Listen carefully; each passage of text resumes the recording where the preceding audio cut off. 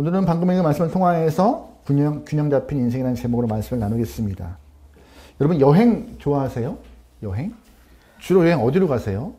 해외 말고 국내에서. 제주도. 요즘에 너무 비싸가지고 제주도도. 다들 제주도 갈 바에는 해외 간다라는 말을 하고 있는데. 많은 분들이 제주도와 버금가게 좋아하시는 관광 명소가 있죠. 바로 강원도 쪽에 몰려 있는 것 같아요. 산과 바다를 동시에 볼 수 있고 여러 가지 것들을 다 누릴 수 있는, 강원도를 선호하는 집들이 참 많습니다. 여기 저희 성도 중에서도 꼭 여행 가면 강원도로만 가는 집이 있어요. 어느 집은 꼭 강원도로만 가요. 춘천 이때만. 저희 집은 거의 부산 쪽으로만 가는 경향이 있고 선호하는 지역이 있는 것 같아요. 근데 강원도 가면은 바다도 있고 산도 있습니다. 근데 요즘에 강원도가 더 핫한 이유가 있는 것 같아요. 많은 젊은이들이 강원도를 좋아하는 이유가 파도 타기를 좋아해서 그 강원도의 양양이라는 곳에 많이 몰리는 것 같아요. 파도를 타고 아주 재미있는 시간들을 보내려고. 그래서 양양에 가면은 느낌이 한국이 아니라 외국에 온 듯한 느낌도 갖는다고 하더라고요. 그만큼 요즘에 핫한 곳이 양양인데,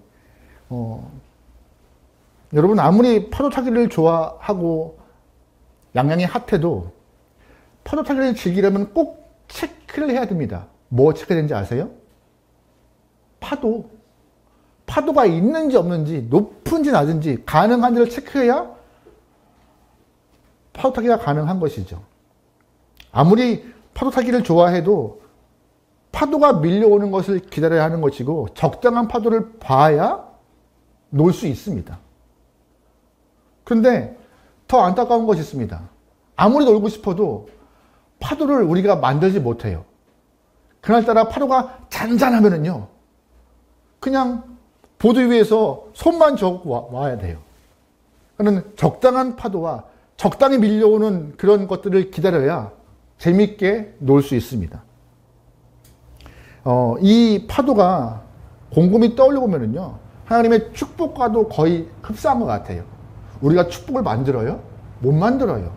축복 안에 축복의 파도를 타서 막 휘젓고 싶지만 할 수 있는 건 아무것도 없어요. 딱 적당한 때 적당한 축복이 오는 것을 기다려야 하는 것이죠. 그런데 우리가 마냥 축복의 파도를 앞에서 기다릴 수가 있을까요? 쉽지 않아요.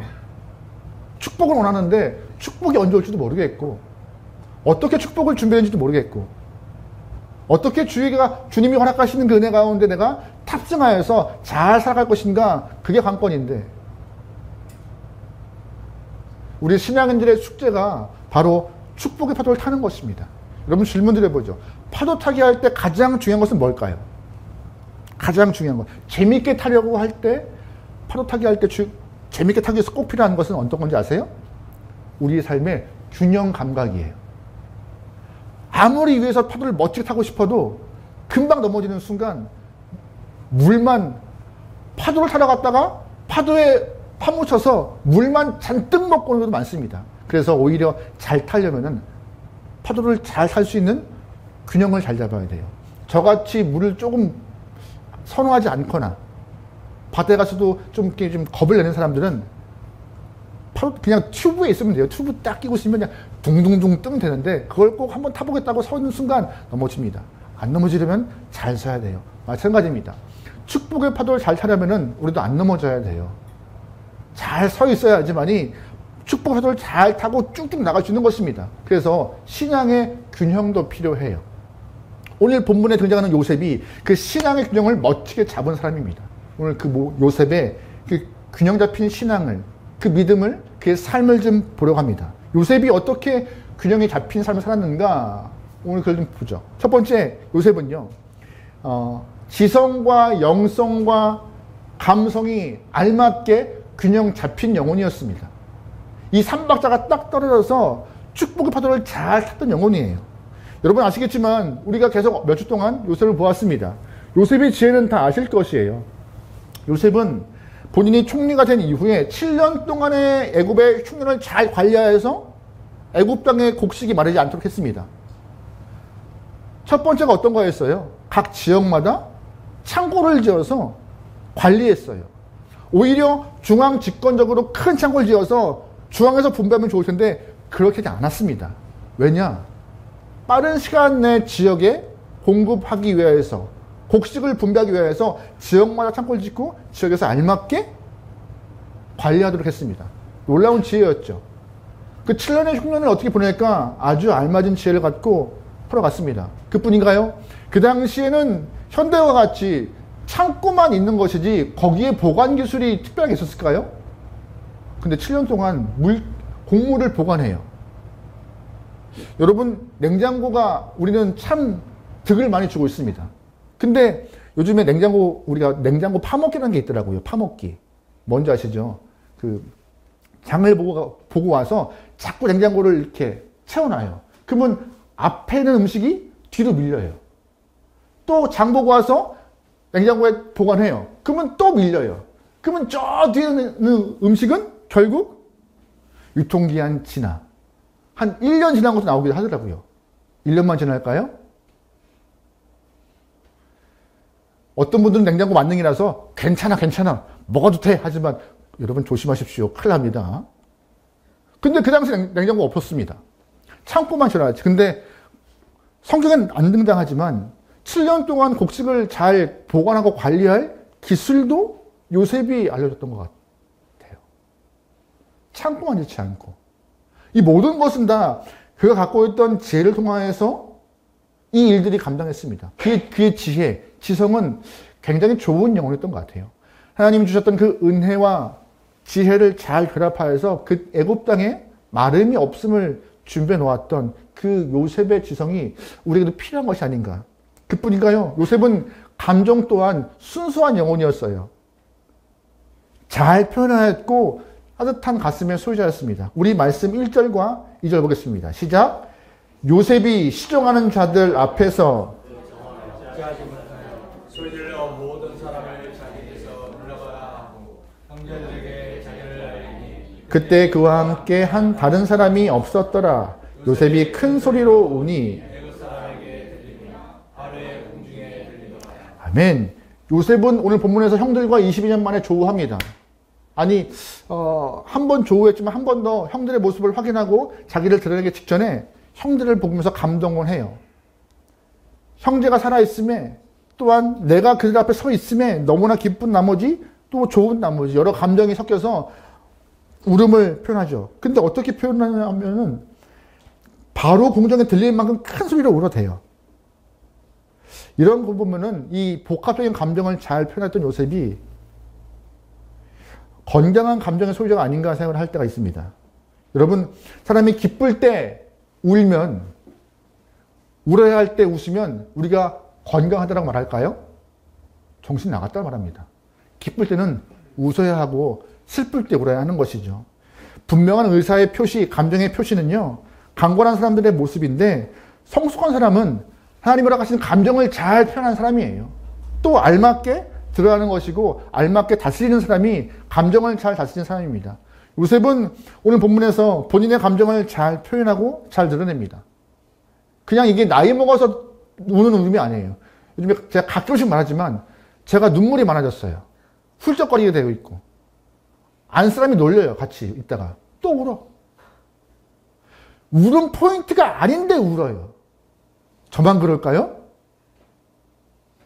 남성분들 가만히 계신데 이러면 안 되는데 네, 원래 안 그랬는데 눈물이 참 많았던 것 같아요. 드라마 볼 때 혼자 울고 막 훌쩍거리고 막 또 안 사람한테 안 걸리려고 혼자 막 이렇게 안 걸릴 수 있나 옆에서 보고 있는데 다 똑같이 걸리지. 그냥 아무 생각 없이 감정이 풍부해지는 것 그걸 넘어서 요셉의 인생 참 파란만장했지만 본인의 감정을 잘 드러내고 잘 표현해서 건강한 영혼임을 우리는 알 수 있는 것이죠. 왜?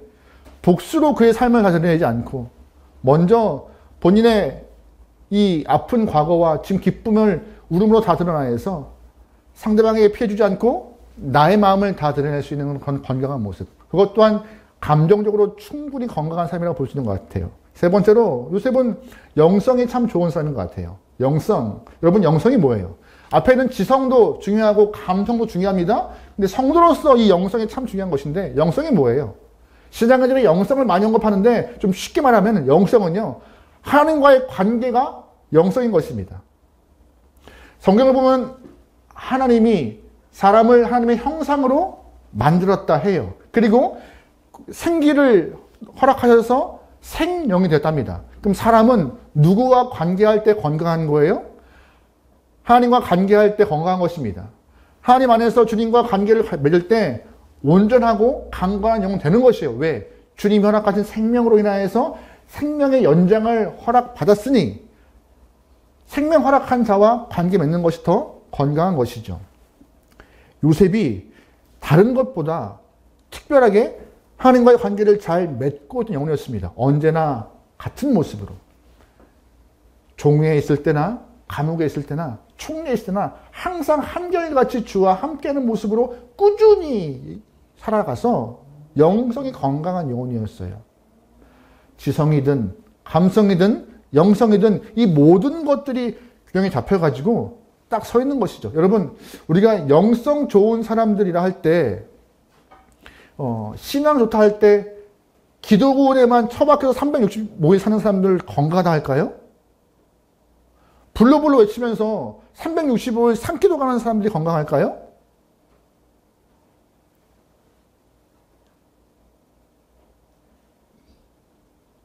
건강한 영혼들은요, 신앙을 어디서 증거하는 거예요? 믿음을 어디서 드러내는 거예요? 산에서 나무를 뽑으면서요? 아닙니다. 삶에서 믿음을 드러내는 거예요. 예수님이 베드로와 요한 데리고 바나산에 올라가셨죠. 그때 모세와 엘리야도 함께 있는 모습을 통하여서 베드로가 나 여기 너무 좋아요. 내려가기 싫어요. 여기 있고 싶어요. 라고 합니다. 예수님 뭐라고 하세요? 여기 있자 우리. 초막새 짓고 살자. 여기 좋으면은 여기 있어야지. 어딜 가? 하셨나요? 아닙니다. 내려가야지. 내려가서 허락받은 사명 끝내고 와야지. 이렇게 말씀하세요. 거기 좋으면 거기 사는 것이 옳은 것이 아니에요. 영성의 균형은 하나님이 좋다고 교회만, 죄송합니다. 교회만 처박혀 있는 것이 영성 좋은 걸까요? 그러면 내가 제일 좋게 360을 교회만 있고 이 지하에만 있는 게 제일 좋게. 여러분 그럼 다 교회 오세요. 360을 예배합시다. 그러면 저 뭐라고 해요? 다 대번 그럴 거예요. 우리 목사님 변했어. 이상해졌어. 이단 아니야? 교회만 있는 게 좋아요? 교회가 좋죠. 하지만 건강한 신앙은, 정말 건강한 영성은 우리가 받은 은혜를 어디에 드러내는 거예요? 세상 가운데. 그래서 지성, 감성, 영성이 이 삼각형이 잘 이루어져서 세상 가운데 드러낼 때 그가 균형이 잡혀서 복의 파도를 타는 것입니다. 신앙이 어떻게 살아가는 것인가 요셉을 통하여 잘 보면 돼요. 요셉이 아무리 영성이 좋아도 불러 주여주여만 합니까? 아닙니다. 맡은 일 잘해요. 맡은 일 안 팽개쳐요. 뒤로 버리지 않아요. 그가 하는 일 잘 해내는 것이 영성의 건강한 소유자예요. 여러분 그 세 가지를 잘 갖추기 소망합니다. 그래야 축복을 다 타는 거예요. 요셉은 늘 주님과 동행했어요. 하나님을 찾고 부르셨습니다. 그래서 우리가 초반부에 요셉을 설명할 때 코람데오의 신앙, 언제나 하나님 앞에 있는 신앙과 같은 모습을 잊지 않았다고 말씀드렸습니다. 그 모습이 필요한 거예요. 세상에 있지만 주님이 앞에 있는 것과 같이 세상에 살지만 주님이 나를 보고 계심을 인지하며 살아가는 것. 그게 바로 건강한 영성, 그게 바로 건강한 지성, 그게 바로 건강한 감정의 소유자인 것입니다. 기쁠 때 주님을 찬양하고 슬플 때 주 앞에 기도하면서 은혜를 간구하여 이겨나가는 것. 또한 삶에서 허락하신 은혜를 잘 어떻게 하면 좋은 모습으로 해결해 나갈까? 지혜를 갖고 풀어가려고 애쓰는 것. 그것이 바로 건강하게 균형이 잡힌 사람의 모습인 것이죠.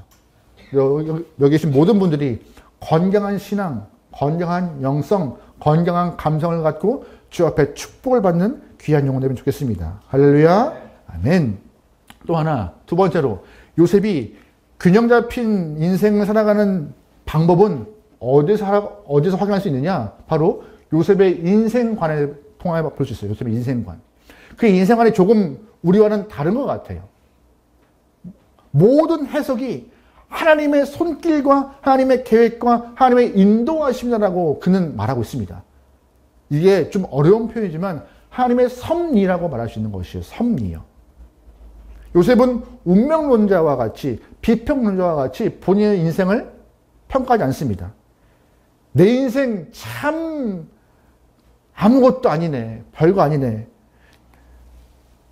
뭐 이렇게 표현하든지 모든 것을 우연이지. 내가 참 잘 타고났어. 때를 잘 만났어. 이게 와 어떻게 이런 복이 있지 하면서 우연으로 자기 인생을 평가하지 않습니다. 다 하나님의 손길과 인도하심과 섭리라고 해석하는 요셉의 인생관이 보여요. 오늘 본문을 보면은요. 요셉이 드디어 형들 앞에서 본인을 드러냅니다. 본인이 아우 요셉이라고 말해요. 그러면서 형들이 겁을 내죠. 왜? 자신들이 과거에 했던 잘못이기 때문에. 요셉을 향하여서 좋은 모습으로 헤어진 것이 아니라 요셉을 헤아려 했고 요셉을 팔아먹었고 요셉을 죽이려 했던 모습을 다 알고 있기 때문에 겁을 내고 있던 상황이었어요. 그런데 요셉은 형들에게 겁내지 마소서라고 하면서 이렇게 본인의 인생을 평가합니다. 우리 5절 말씀 볼게요. 시작. 당신들이 나를 이곳에 팔았다 해서 근심하지 마소서, 한탄하지 마소서. 하나님의 생명을 구원하시려고 나를 당신들보다 먼저 보내셨나이다. 아멘. 8절입니다. 시작. 그런즉 나를 이리로 보낸 이는 당신들이 아니요 하나님이시라. 하나님이 나를 바로에게 아버지로 삼으시고 그 온 집의 주로 삼으시며 애굽 온 땅의 통치자로. 아멘. 무슨 말씀이에요? 나를 보낸 것은 당신이 판 것이 아니라 하나님의 계획 가운데 하나님이 보내신 것이야 라고. 내가 여기 애굽에 온 이유는 뭐냐? 살리기 위하여서. 누구를? 당신들을, 온 사람들을 살리기 위하여서 나를 하나님이 보내신 것이야 라고 스스로의 인생을 평가하고 있습니다. 빌어먹을 내 인생 왜 이렇게 굴곡이 참 많아? 이거 아니었어요. 우와, 내가 총리가 되었어. 나같이 가난한 촌놈이 총리 되었어. 우와 하면서 이러지 않았어요. 모든 것을 누구로 평가했어요? 하나님의 인도하심과 하나님의 손길로 평가했습니다. 이게 바로 요셉의 특별한 인생관이죠. 이 인생관이 요셉이 신앙 안에서 균형이 잡힌 아름다운 인생이라는 것을 우리는 알 수 있는 좋은 대목이에요.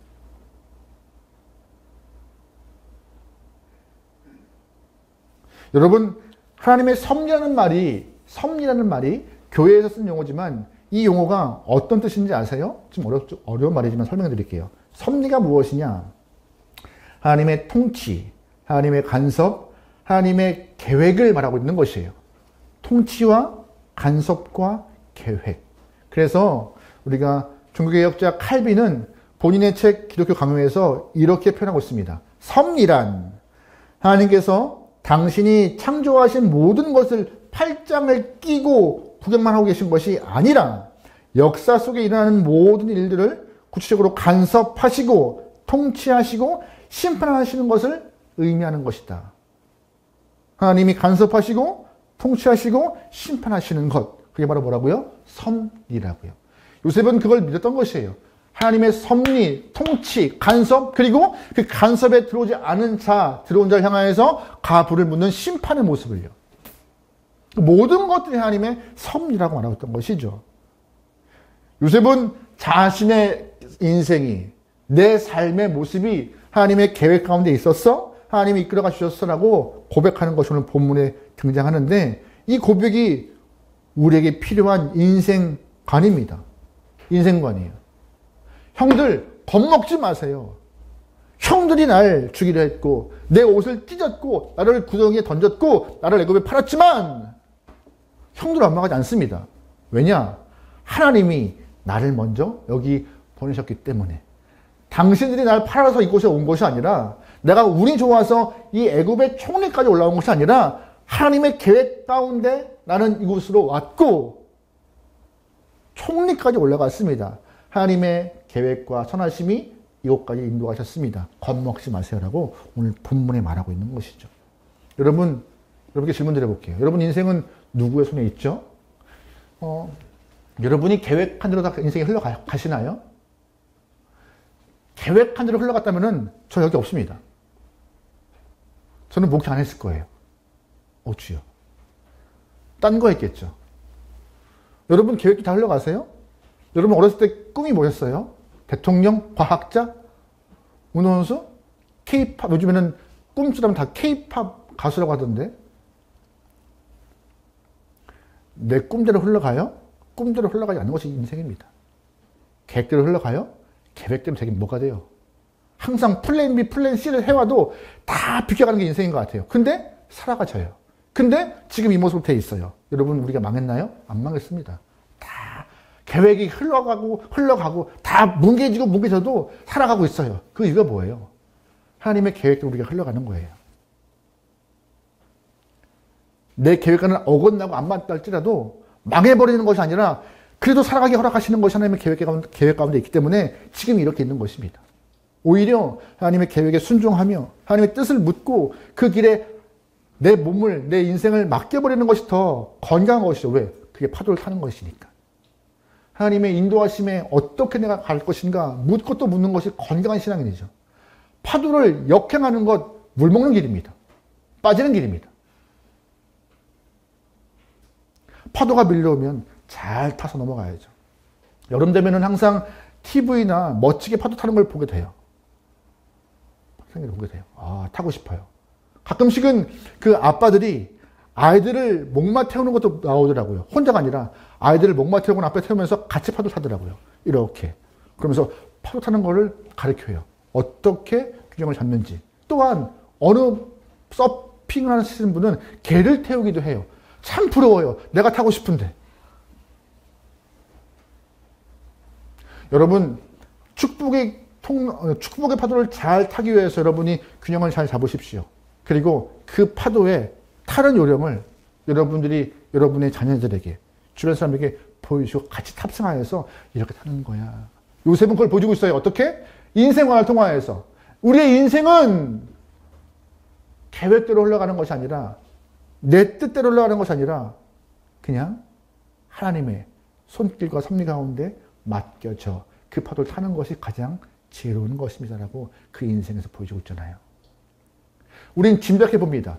요셉의 꿈이 무엇이었을까요? 저는 한번 꿈꿔봐요. 요셉의 꿈이 무엇일까?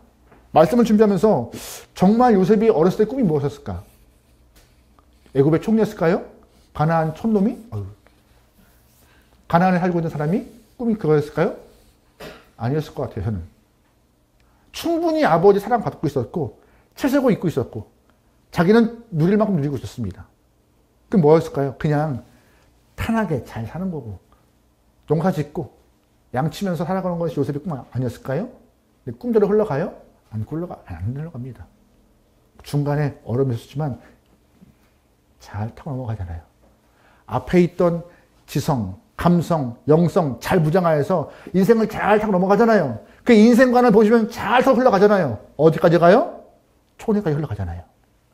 꼭 우리가 높은 자리에 올라가는 것이 계획이 아닐지라도 우리 인생이 흘러가는 과정 가운데 망함 없이 인생을 타고 가고 있다면 우리는 파도 위에 편승해 있는 것입니다. 넘어지지 않기 위해서 균형을 잘 잡으세요. 인생관을 통하여서 건강한 인생관을 통하여서. 그러면 질문해요. 목사님, 건강한 인생관, 이렇게 요셉과 같은 인생관을 하나님의 섭리를 알아갈 수 있는 인생관을 찾기 위해서 무엇이 필요합니까? 라고 물어보면 저는 딱 한 가지 말씀드려요. 여러분 인생에서 감사의 제목을 찾으세요. 감사. 아, 내가 잃어버렸던 이 일상의 감사를 끄집어내는 순간 하나님의 손길들을 찾을 수가 있어요. 아, 이렇게 인도하셨구나. 이렇게 보시는구나. 제가 엊그제 감사의 제목을 올렸던 것 중에 하나가 해가 길어지면 감사하다고 그랬어요. 너무 좋아요.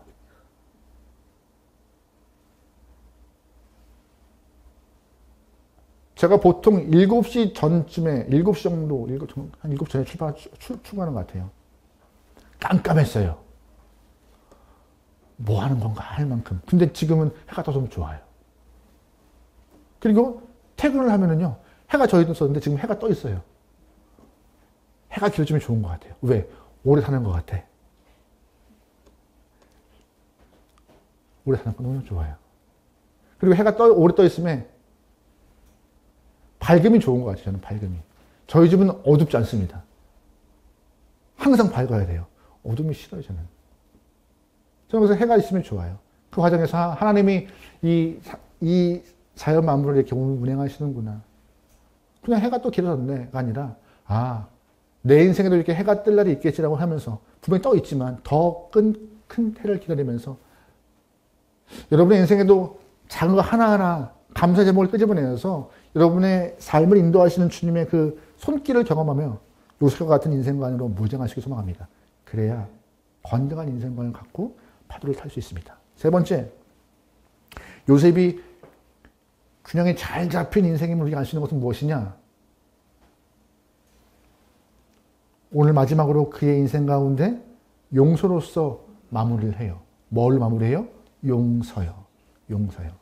악으로 갚지 않고 감정대로 표현하지 않고 용서로서 모든 것을 마무리합니다. 기꺼이 성숙한 인격을 보여주는 요셉의 모습이 나와요. 성숙함이요. 신앙인의 결론은 뭘로 가는 거예요? 성숙한 인격과 성품으로요.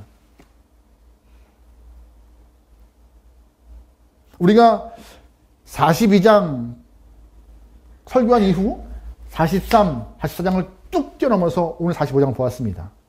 43, 44장 이야기를 좀 종합해 보면요. 잠깐 설명해 드리면 그 두 장 내용을.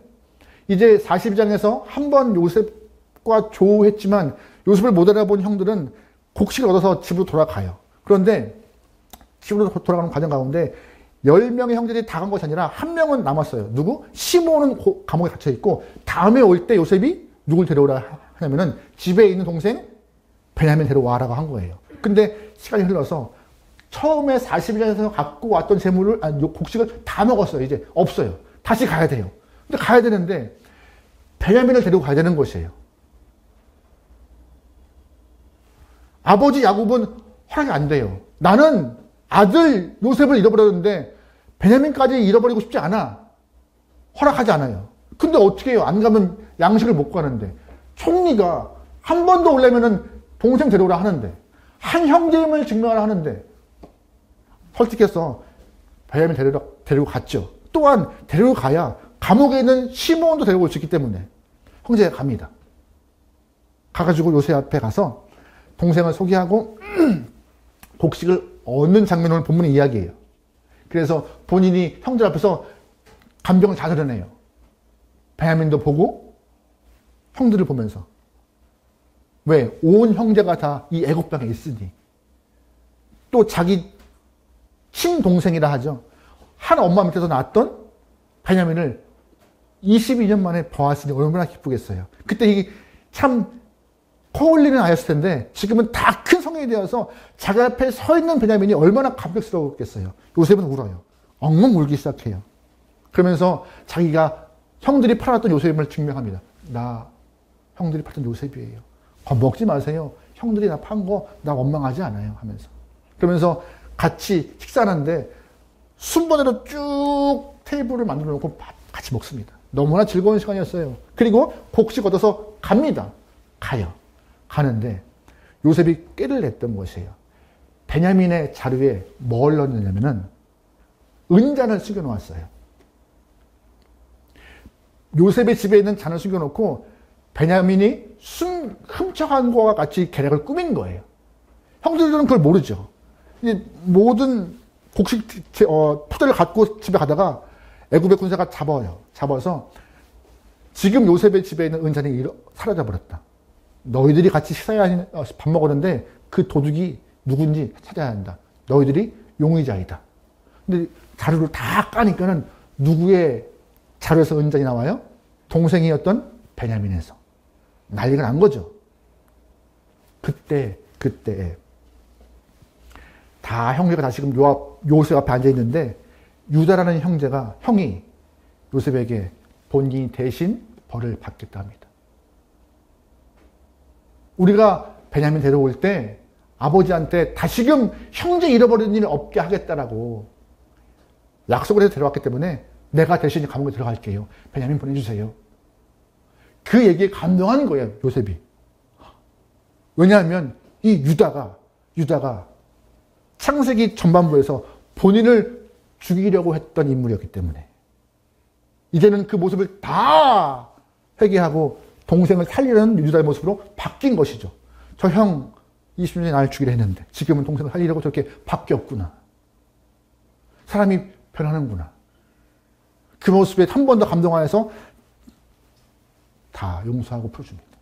그리고 함께 애굽에서 살게 돼요. 형들의 모습이 변하고 바뀌니 복수하지 않고 감정대로 행하지 않고 그들을 용서하는 모습으로 오늘 이야기가 마무리됩니다. 요셉의 상황을 좀 보면은요, 사실 복수해도 혼내도 형들한테 좀 안 갚음을 해도 뭐라 말 못해요.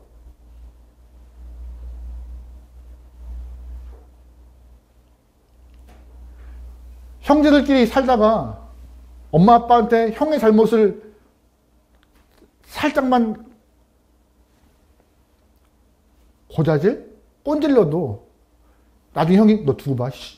협박을 하는데 그리고 나중에 치고받고 할 텐데 이 큰 일을 행하고도 형들한테 아무도 해하지 않고 요셉은 용서합니다. 이게 쉬웠을까요? 안 쉬워요. 안 쉬워요. 성숙한 이 인격이 복수의 마음을, 미움의 마음을 다 드러내지 않고 결국 나중에 모든 이 균형 잡힌 모습을 자기 인생의 그 아름다운 인생관을 어떻게 드러내고 마무리하느냐? 용서로 마무리하는 모습을 보게 돼요. 우리가 용서해야 되는데 용서가 잘 안 될 때가 있어요. 입으로 용서해야 하는데 이 가슴은 계속 용서가 안 될 때가 있어요. 저도 있어요. 왜 없겠어요? 이게 저한테 숙제예요. 지금 숙제. 기도하지만 지금도 주변에서 다 잊었어. 넘어가. 괜찮아. 하지만 입은 용서인데 이 마음은 용서가 안 될 때가 있어요. 왜 없어요?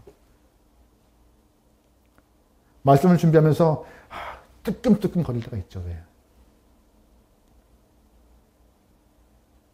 근데 감사한 것은 요셉이 보여준 이 용서의 모습은 하나님의 성품을 닮아가기 위해서 애썼던 요셉이 아니었던가. 그 모습을 우리 좀 기억해야 합니다. 우리가 균형이 잡힌 인생의 모습은 건강한 인생관을 통하여서 하나님의 성품을 드러내야 되는데 하나님의 성품이 무엇이냐? 바로 하나님의 성품은 용서를 넘어서 사랑이었기 때문에 용서도 가능했던 것입니다. 사랑이요. 하나님은 이 땅을 사랑하시고 온 영혼을 사랑하셔서 우리가 사랑을 닮아가길 소망하세요. 그래서 이해도 하고 용서도 하고 서로가 발맞춰 아름답게 살기 원하세요. 신앙인으로서 좀 넉넉하고 아름다운 성품으로 이 땅 가운데 주의 모습을 통해 원하시고 계십니다. 그것이 바로 균형이 잡힌 영혼, 축복의 파도를 잘 타고 넘어가는 영혼이라고 말씀하시는 것이에요. 그런데 근래의 신앙인들이 그런 모습을 보이고 있느냐? 그게 아니라고 우리는 잘 알고 있죠. 여러분, 우리가 사랑하는 것을 어떻게 증명할 수 있을까요? 오늘 저한테도 주어진 숙제입니다. 바로 용서하고 주의 사랑을 드러낼 때 그게 용서의 완전한 모습이 아닌가. 요한에서 4장 말씀에 이런 표현이 있습니다. 같이 읽어볼게요. 시작. 사랑하는 자들아 우리가 서로 사랑하자. 사랑은 하나님께 속한 것이니 사랑하는 자마다 하나님으로 떠나서 하나님을 알고 사랑하지 않은 자는 하나님을 알지 못하나니 이는 하나님은 사랑이십니다. 아멘. 여러분 사랑이 뭐예요? 사랑이 뭐예요? 사랑이 신뢰인가요? 사랑이 의리인가요? 결혼 생활을 오래 해보다 보니까는요, 사랑이 무엇인가 고민할 때, 이해가 결혼 생활을 쭉 끌어갈 수 있는 좋은 무기인 것 같아요. 그럼 이해가 뭐예요? 상대방이 완벽하다고 얘기하는 거예요? 아니에요. 완벽하지 않았지만, 나에게 상처를 주고 아픔을 주지만, 용서하고 넘어갈 수 있는 마음이 사랑인 것입니다. 저는 가끔씩 농담같이 해갑니다. 나 같은 신랑 어디냐고 말합니다. 나 같은 신랑. 저만 그럴까요? 여기 계신 분 다 그럴걸요? 장로님, 집사님들 다. 나같이 살아봐. 그런데, 나같이 사는 사람이라 한들 잘못한 것이 없겠어요? 상처 안 줬겠어요? 근데 그걸 이해하고 용서하는 순간 그게 사랑으로 덮어지는 것이죠. 그래서 결혼 생활이 쭉 이어지는 것이죠. 하나님이 우리를 이해하시고 우리를 살아가시다는 것은 용서로 덮으시는 거예요. 그래서 누굴 보내신 거예요? 이 땅 가운데 예수를 보내서 보혈로 우리를 덮으시고 너희 죄 보지 않겠다 하시는 것입니다. 여러분, 균형 잡힌 모습은요, 우리에게 주님의 축복의 파도를 살 수 있는 좋은 삶의 모습인 것입니다. 첫 번째, 지성과 감성과 영성의 균형을 잘 맞추시고, 또 하나 건강한 인생관으로 무장하시고, 세 번째, 여러분의 인생관이 어떻게 귀결돼야 돼요? 아름다운 성품, 용서로, 사랑으로 귀결돼야 축복의 파도 잘 타서 은혜 가운데 거할 수 있는 것입니다. 여러분과 저의 삶이 아름다운 균형으로 잘 맞춰져서 건강한 신앙이 되기를 주로 축원합니다. 아멘.